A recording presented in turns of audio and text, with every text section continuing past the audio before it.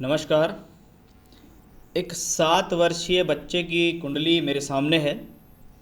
इनके बारे में हम यहाँ चर्चा करेंगे। कुंडली के ग्रहों की स्थितियाँ, दशाएं, भविष्य में क्या स्थितियाँ रहने वाली हैं, उनके बारे में हम यहाँ चर्चा करने वाले हैं।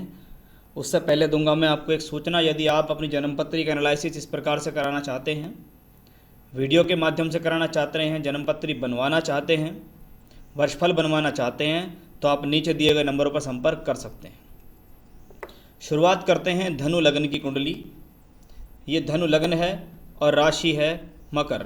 लग्न के स्वामी बृहस्पति हैं और राशि के स्वामी शनि हैं। लग्न धनु राशि का लग्न है। ये बृहस्पति की पहली राशि मूल त्रिकोण कोदंड राशि कहलाती है। अग्नि तत्व की राशि मंगल, उसके अंदर एक अग्नि तत्व ग्रह बैठा है, यानी व्यक्ति स्वभाव से जोशीला रहेगा, हिम्मती रहेगा, साहसी रहेगा। परिस्थितियों से लड़ने की क्षमताएं यह मंगल देता है। क्योंकि मंगल पंचमेश भी हैं, इसलिए बुद्धि को तेज बनाएगा। व्यक्ति बुद्धिमान होगा, व्यक्ति की बुद्धि की जो पकड़ होगी बहुत तेज होगी।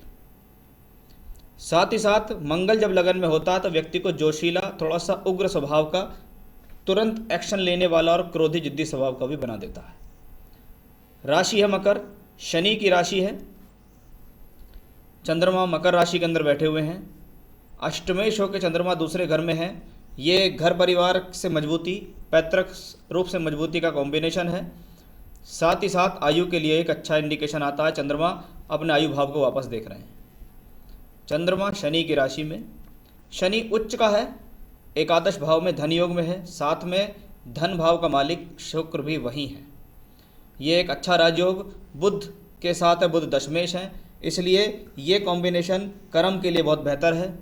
शनि शुक्र मिलकर धन योग बना रहे हैं, साथ में बुध एक राजयोग का निर्माण कर रहे हैं। ये समाज में पद प्रतिष्ठा दिलाने के लिए बेहतर है।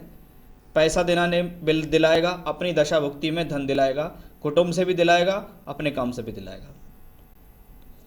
कुंडली में लगन का मालिक बृहस्पति पीड़ा में है। आप देखिएगा, लगन का मालिक बृहस्पति छठे घर में पहुंचा, शत्रु राशि शुक्र की राशि में पहुंचा, राहु केतु एक्सेस में हुआ। जब जब लगन का मालिक छठे घर में हो, राहु केतु एक्सेस पे होता है, ये स्थिति स्वास्थ्य के लिए अच्छी नहीं मानी जाती। लग्नेश का छठे घर में जाना व्यक्ति को बीमार करता है, संघर्षरत बनाता है, जीवन में जद्दोजहद देता है। साथ ही साथ ये बच्चे ट्विंस हैं, ये जुड़वा हुए हैं। अब आप देखिएगा कुंडली में दूसरा दोष, पहला बृहस्पति केतु का दोष छठे घर में, ये अच्छे स्वास्थ्य, अच्छी हेल्थ का इंडिकेशन नहीं। 12वें घर में सूर्य राहु का दोष है। सूर्य और राहु बहुत क्लोज डिग्री पे, 3 डिग्री का सूर्य, 2 डिग्री का राहु। इसको कहते हैं ग्रहण दोष। ग्रहण दोष के साथ साथ इसको पितृ दोष की संज्ञा में भी लाया जाता है, क्योंकि सूर्य पितृ हैं, राहु केतु अक्ष पे हैं, लग्नेश भी पीड़ित है।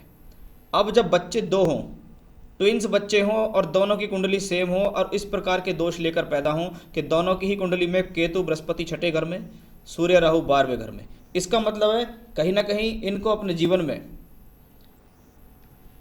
पितरों से संबंधित प्रॉब्लम होगी और ग्रहण दोष भी यहाँ लगा हुआ है। यानी जीवन में ये कहना बड़ा मुश्किल है कि कौन सा बच्चा बहुत ज़्यादा सर्वाइव करेगा, लेकिन कोई सा एक बच्चा जीवन में बहुत सर्वाइव करने वाला है। स्वास्थ्य के दृष्टिकोण से भी, अच्छी हेल्थ के हिसाब से और जीवन में परिस्थितियों के हिसाब से भी अच्छा खासा संघर्ष उस व्यक्ति के साथ रहेगा। इनके लिए कुछ उपाय मैं लास्ट में बताऊंगा। यदि वो उपाय आप इनके लिए करते रहेंगे तो इनको दोनों को ही इस तरीके से बेनिफिट मिलेगा।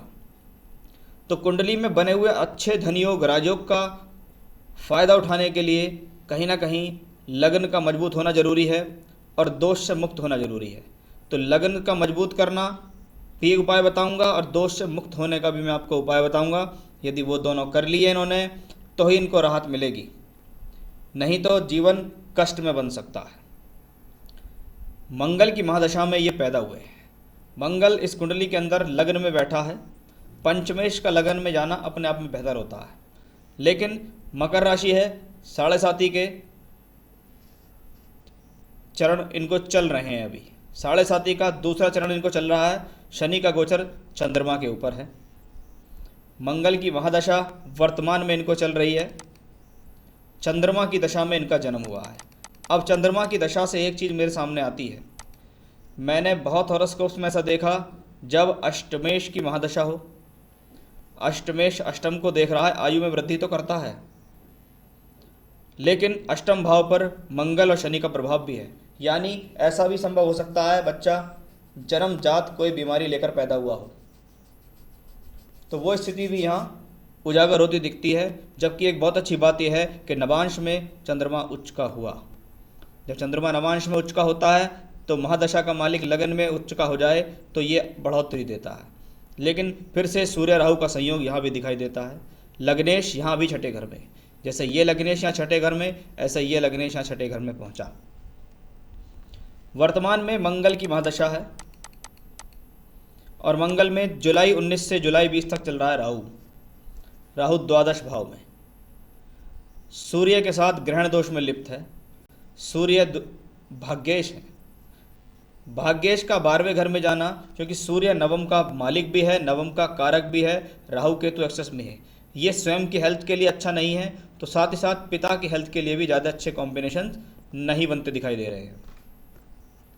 मंगल में राहु जुलाई 20 तक खत्म हो जाएगी, फिर आएगी मंगल में बृहस्पति जुलाई 20 से जुलाई 21। देखिए, मंगल जो कि लगन में बैठा था, लेकिन बृहस्पति वो ग्रह है जो लग्नेश होकर छठे घर में है, राहु केतु एक्सेस पे है और ग्रहण दोष इसके जस्ट सामने सप्तम भाव द्वादश में बन रहा है। आगामी 2 से 3 वर्ष, लगभग 2 वर्ष इस बच्चे के स्वास्थ्य के लिए ठीक नहीं है। कुंडली इनकी देख रहा हूँ तो यहाँ पर साफ चीज़ें दिखाई देती है, लेकिन जुड़वा बच्चों पे यदि देखा जाए तो उनके लिए जो भी उपाय कराए जाएंगे, दोनों के एक साथ उपाय कराए जाएंगे, क्योंकि ये कह पाना बड़ा मुश्किल होता है, क्योंकि 1 मिनट के अंतराल में ये बच्चे पैदा हो गए, जिससे कोई वर्ग कुंडली भी चेंज नहीं हो रही। तो ये एक बात पक्की है कि आगामी समय में हेल्थ के अच्छे इंडिकेशन मुझे दिखाई नहीं दे रहे। तो मंगल में राहु और मंगल में बृहस्पति 2021 तक, यानी अभी लगभग 2 वर्ष का समय है, जो स्वास्थ्य के लिए अच्छे इंडिकेशंस नहीं दे रहा। तो उसके लिए अंत में आपको पूजा बताऊंगा। एजुकेशन के पॉइंट ऑफ व्यू से देखें, 7 साल का बच्चा है अभी, मंगल की दशा इस बच्चे को 2026 तक चलेगी। 26 का मतलब है महज 14 वर्ष की स्थिति तक, उसके बाद राहु की दशा लग जाएगी। राहु द्वादश भाव में, मंगल की राशि में भाग्य सूर्य के साथ, इसका मतलब राहु की दशा में बच्चे की जो एजुकेशन है वो कहीं दूर स्थान से जुड़कर होगी। संभवतः बच्चा अपने भाग्य को बनाने के लिए, अपनी एजुकेशन को पूर्ति करने के लिए एक बड़ा स्थान परिवर्तन कर सकता है। 14-15 साल उम्र के बाद दूर स्थान से जाकर एजुकेशन करेगा, विदेश में जाकर भी एजुकेशन कर सकता है, और इन फ्यूचर यहाँ विदेश में सेटल होने के चांस भी अच्छे खासे यहाँ दिखाई देते हैं। लेकिन एकेडमिक जो दिखती है वो घर से दूर दिखती है। 14 से 15 साल की उम्र के बाद जो कि भी एकेडमिक होगी वो एक प्योर रूप से टेक्निकल एजुकेशन होगी, नॉन टेक्निकल एजुकेशन नहीं होगी। मे बी पॉसिबल बच्चा कहीं ना कहीं मेडिकल के फील्ड से भी जुड़ सकता है। तो वो स्थितियाँ भी यहाँ साफ तौर पर दर्शित हो रही हैं।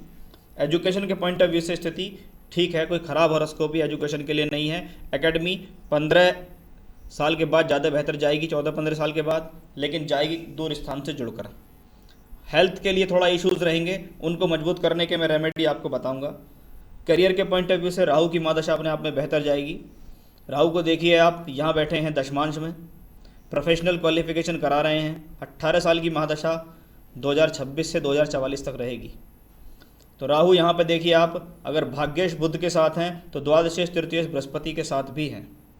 तो साफ तौर पे इंडिकेशन है एजुकेशन बाहर से दिखाई देती है, आउट ऑफ इंडिया, और सेटलमेंट भी बाहर दिखाई दे रहा है, क्योंकि राहु द्वादश में भाग्य स्थान के साथ हैं और बृहस्पति से दृष्ट हैं।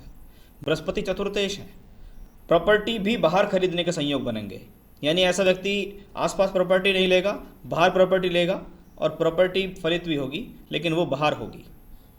कभी कभी ऐसे लोगों के जीवन में 2-3 प्रॉपर्टियों का संयोग बनता है, लेकिन खुद के घर के सुख लेने के लिए उनके पास टाइम नहीं होता, या परिस्थितियां ऐसी बन जाती हैं कि वो अपने घर का पूर्ण तरीके से सहयोग सुख नहीं ले पाते हैं।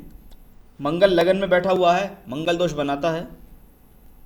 शादी के लिए मांगलिक दोष को देखा जाता है। और राहु की महादशा इनको चलेगी 14 वर्ष से।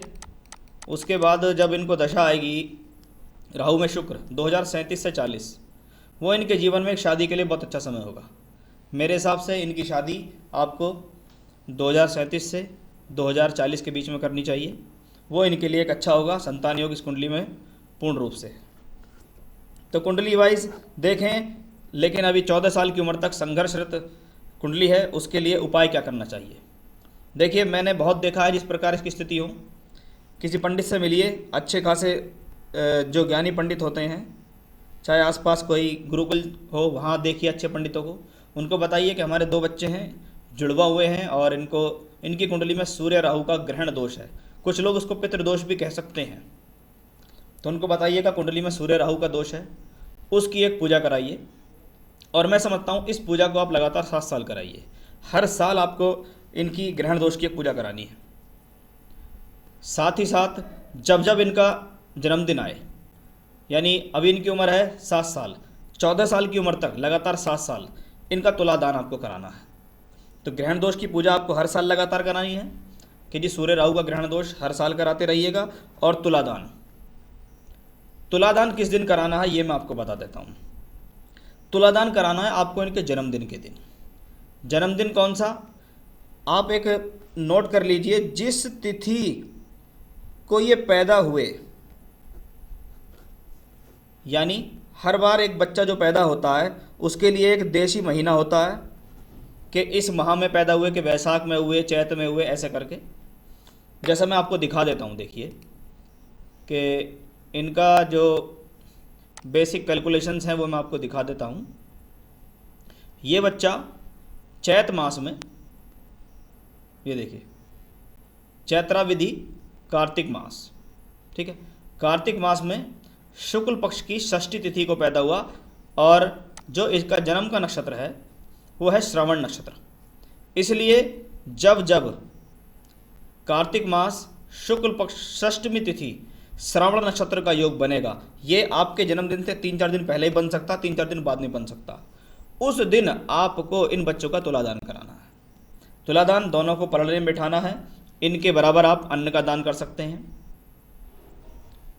तो वो ज़्यादा बेहतर रहेगा। तो तुलादान लगातार 7 साल कराइएगा, ग्रहण दोष की पूजा लगातार 7 साल कराइएगा। साथ ही साथ बच्चों से, क्योंकि बच्चे जैसे जैसे बड़े हो रहे हैं, इनको इतना भी कराए कि भाई ये एक तांबे की लुटिया में, छोटा से तांबे की लुटिया, उसके अंदर जल भरें, उसमें थोड़ी सी रोली डालें और अपने हाथ से ये भगवान सूर्य देव को अर्घ्य दें। उससे क्या होगा, इनके ज्ञान की वृद्धि होगी, दोष से ये दूर होंगे और इनको अच्छा स्वास्थ्य प्राप्त होगा। तो बस इतना ही उपाय इनके लिए करना है। 14 साल की उम्र तक इस हॉरोस्कोप्स में संघर्ष है, उसके बाद व्यक्ति जीवन में अच्छी खासी तरक्की करेगा। जो उपाय मैंने आपको बताए उस पर ध्यान दीजिएगा। नमस्कार।